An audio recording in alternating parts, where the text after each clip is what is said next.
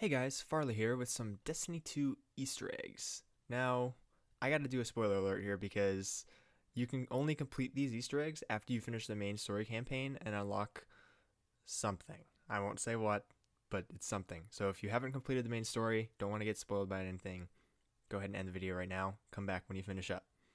Alright, now that we got that out of the way, I'm going to show you 3 new Easter eggs today in the brand new Tower social space.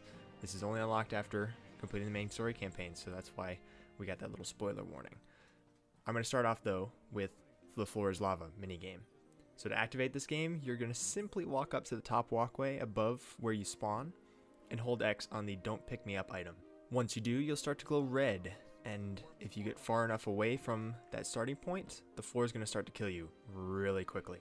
So you need to be up on either the railings or the rugs or boxes and stuff all around so that you aren't standing on the floor and getting killed by the lava, obviously. There are a few different finish lines that the game will actually pick for you. In this one, personally, I got the far right one, so I just sort of traversed over on the right side there. It's pretty simple to do. It's not a lot of hard jumps or anything on that side, but I have seen one down there in the middle catwalk, which can be kind of tough. But you know, I haven't had a lot of practice with it. I've only done it a couple times. And so essentially you're just doing as the game says. You're going to traverse the tower without touching the floor, which is actually lava at this point.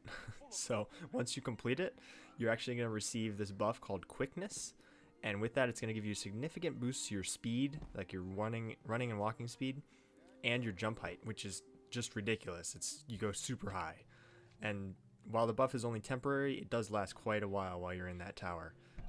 It doesn't carry over or anything, but it lasts a while you're playing around in the tower, so it's pretty fun to use. The second Easter egg I'd say is probably the toughest because there are a lot of people that can interfere with this one. It's spawning the Traveler Ball.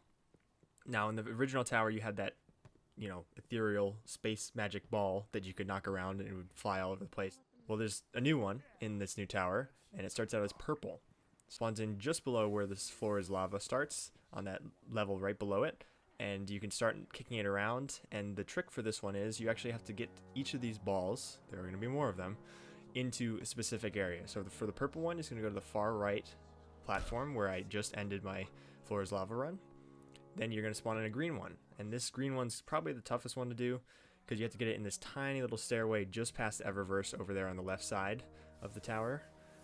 Then we move on to the black one, which is going to be a little bit bigger, and this one's going to go up to just behind where the ball spawns, upper on the high catwalk where we were walking for the floor is lava. It's going to go up on that little outcropping out there. And then finally the blue one. This one's going to go on that center catwalk between Zavala and Shaxx that I was talking about. That's ending for one of the floor is lavas. Once you finish up that blue ball and it disappears and the sparklers go off, the new giant Traveler Ball is going to spawn, accompanied by a range of fireworks back there outside of the wall. It's pretty awesome to use. It goes super slow though compared to the other ones because it's so gigantic. But it takes up so much space in the tower. It's ridiculous. It's fun to knock around. One thing to note while you're doing these ball runs, you can reset the ball easily anytime by just bouncing it off the edge of the tower. It'll fall to its death and disappear and respawn up top.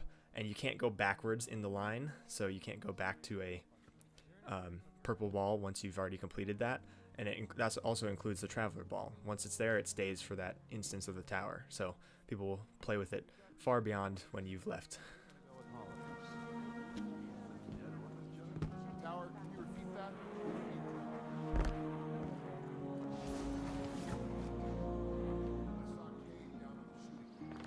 Roger that. I have his location. Should I go after him? Schematics for this structure do not fill me with renewed confidence.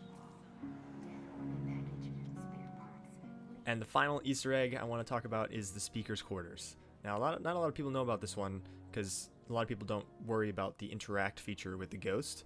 But when you get too close to an item in the game world and it's scannable with your ghost, the little ghost icon will pop up in the top right corner, and you can give a little sound effect, a little ghost sound effect. You get to pull out your ghost and see where he's pointing so that you can go interact with it. And this one here is easy. You just go past the gunsmith towards the bazaar where Ikora and Hawthorne are. But before you go down that big staircase, the big square room with a staircase in it, you're going to turn right and walk along that wall. And up there, there's a window that's open. And if you hold X, it'll give you the little ghost icon and little sound effect. And if you hold X on that, it'll scan, and your ghost will actually say this line. They rebuilt the speaker's private quarters even after the reconstruction. I still can't believe that he's gone.